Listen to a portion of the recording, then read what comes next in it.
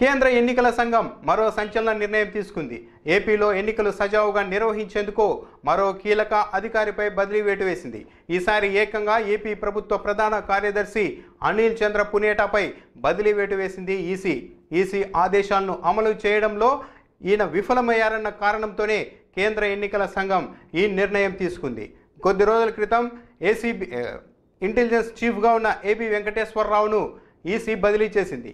EC ఆదేశాల మేరకు తొలుత జీవో జారీ చేసిన అనిల్ చంద్ర పునేటా ఆ తర్వాత ఏబి వెంకటేశ్వరరావు బదిలీని రద్దు చేస్తూ మరో జీవోను జారీ చేసి కేంద్ర ఎన్నికల సంఘం ఇచ్చిన ఆదేశాలను ధిక్కరించారు. దాంతో ఆగ్రహించిన కేంద్ర ఎన్నికల సంఘం అనిల్ చంద్ర పునేటాను ఇటీవల ఢిల్లీకి పిలిపించుకొని వివరణ కూడా కోరింది. చంద్రబాబు కనుసన్నల్లో పనిచేస్తూ ఈసీ ఆదేశాలను ధిక్కరిస్తూ ఈయన ఆదేశాలు జారీ చేశారన్న నిర్ధారణకు వచ్చిన ఎన్నికల సంఘం అనిల్ చంద్ర పునేటాపై బదిలీ వేటు వేసింది. ఆయన స్థానంలో కొత్త సీఎస్గా సీనియర్ ఐఏఎస్ అధికారి ఎల్వి సుబ్రహ్మణ్యంను నియమించింది.